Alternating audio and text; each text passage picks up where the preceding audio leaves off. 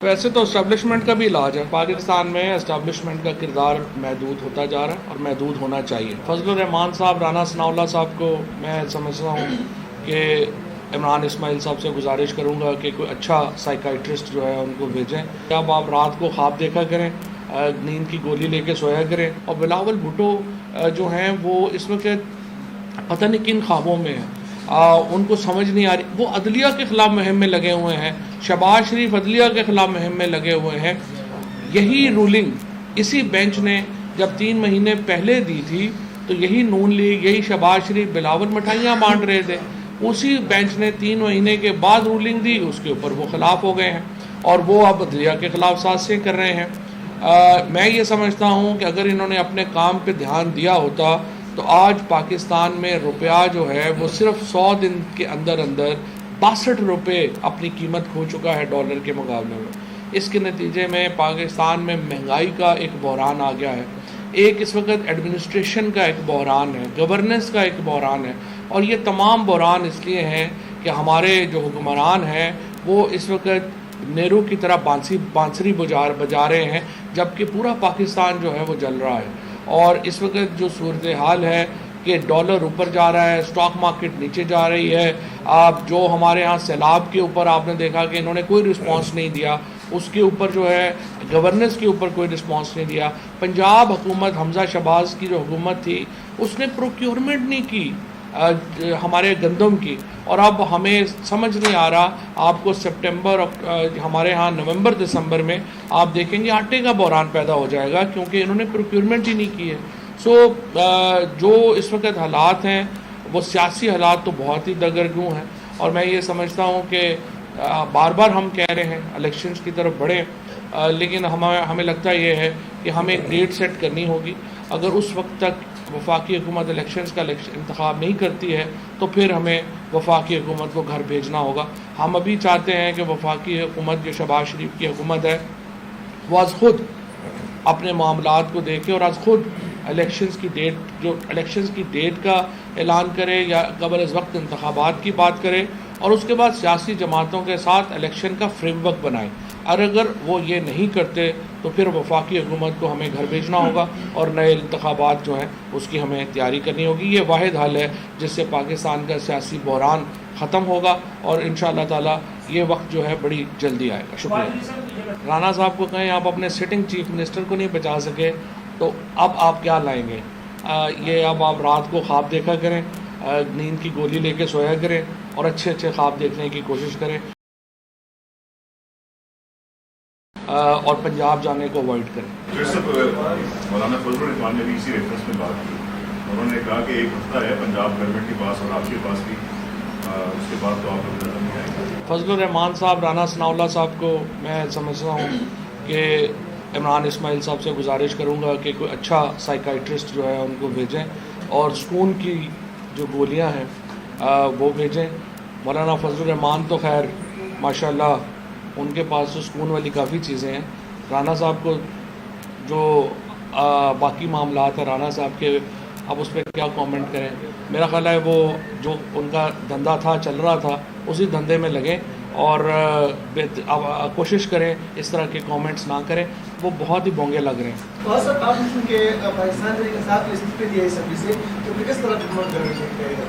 دوبارہ بولیے.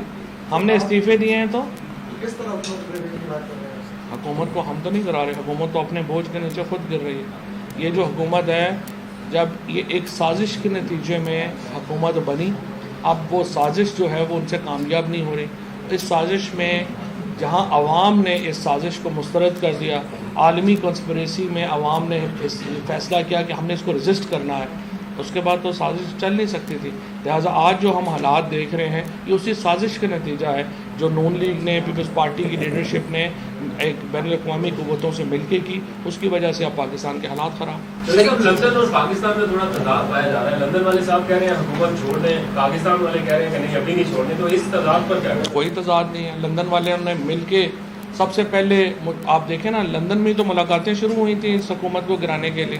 شہباز آج آپ جان بوجھ کے نواز شریف کے جو چمچے کڑچے ہیں وہ یہ بہانہ بناتے ہیں کہ یہ ہمیشہ نون لیگ میں رہا. ایک بھائی پرو اسٹیبلشمنٹ ہو جائے گا، دوسرا اینٹی اسٹیبلشمنٹ ہوئے گا, ایک کام یہ کرے گا, دوسرا وہ کرے گا, اندر سے پورے ہی ایک ہیں.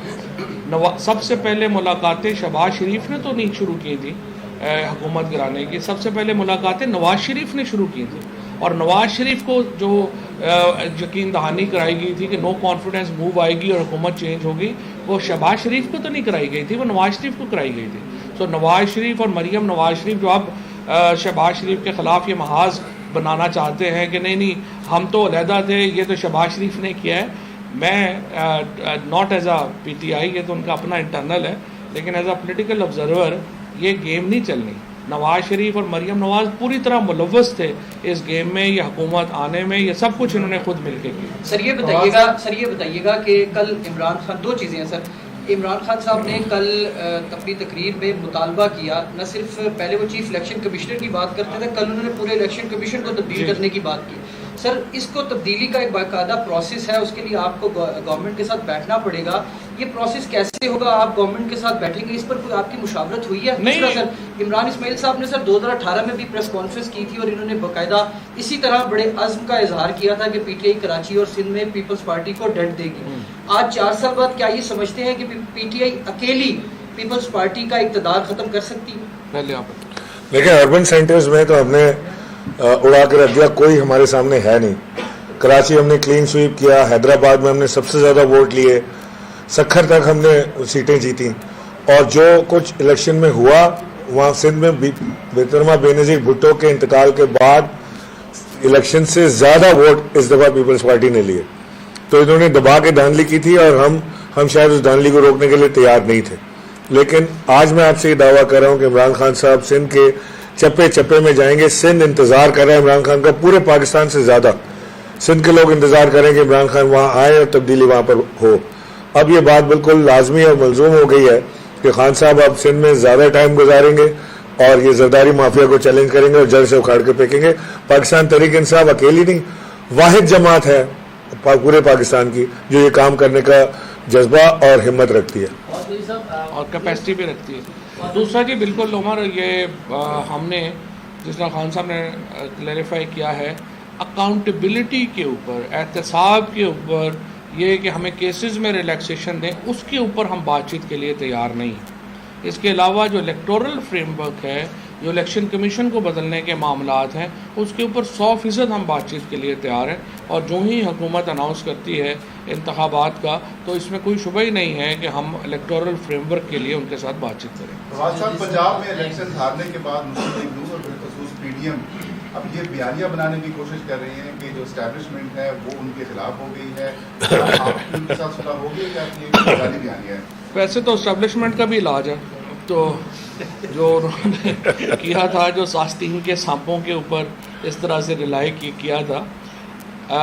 لیکن میں آپ کو بتاؤں کہ پاکستان میں اسٹیبلشمنٹ کا کردار محدود ہوتا جا رہا ہے اور محدود ہونا چاہیے, اس میں کوئی دو رائے نہیں. اور نون لیگ جو ہے اسٹیبلشمنٹ کے خلاف بیانیہ بنانے کی ضرورت نہیں ہے, اداروں کی آپ کو ضرورت ہوتی ہے. ملک میں اداروں کو کمزور نہیں کیا جاتا, یہ بیانیہ بنانے کے چکر میں آپ اداروں کو کمزور نہیں کرتے, یہ امکانہ بات ہے. آپ نے یہ جب اگر نون لیگ میں اگر کیپیسٹی ہوتی یا وہ ضرورت ہوتی, دیکھیں جو لوگ ہار نہیں سکتے نا وہ کبھی جیت نہیں سکتے. جب آپ ہار گئے تھے پنجاب میں 17 آپ نے 18 لوٹوں کو ٹکٹ دیے, ان میں 16 جو ہیں وہ سیدھے الیکشن ہار گئے. ایک کا الیکشن جو ہے وہ انڈر پروٹیسٹ ہے, آپ ایک سیٹ جیت سکے ہیں 18 لوٹے جو آپ نے الیکشن لڑوائے تھے ان میں سے. اس کا مطلب کیا ہے؟ پیپل ہیو اسپوکن, لوگوں نے اپنا ججمنٹ دے دی, لوگوں نے اپنا فیصلہ دے دیا. اس کے بعد نون لیگ کو, حمزہ شہباز کو ویسے ہی استعفیٰ دے دینا چاہیے تھا. آپ نے عدالتوں کو خواہ مخواہ جو ہے وہ اپنا دشمن بنانے کی کوشش کی. آپ نے جو ہے وہ فوج کے ساتھ جو فضل الرحمان جس قسم کی ڈویژن ڈالنا چاہ رہے ہیں فوج میں, اور جس قسم کی وہ گفتگو کرتے ہیں اور فوج کو اندر سے وہ ڈیوائڈ کرنے کی بات کرتے ہیں, یہ تو امکانہ بات ہے. مجھے امید ہے کہ عدلیہ اور فوج دونوں جو ہیں وہ ان کی اس چال میں نہیں آئیں گے, ڈیوائڈ نہیں ہوں گے.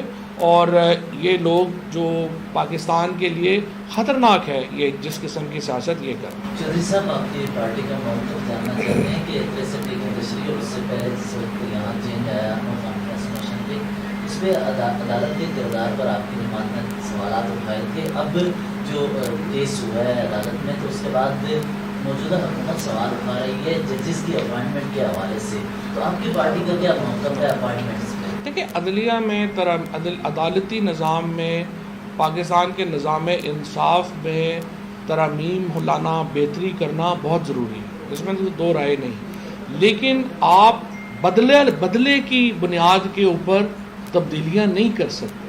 اس وقت جو ہمارے موقف میں اور حکومت کے موقف میں فرق ہے وہ یہ ہے کہ وہ اپنے کیس کے لیے بلیک میلنگ کرنا چاہتے ہیں سپریم کورٹ.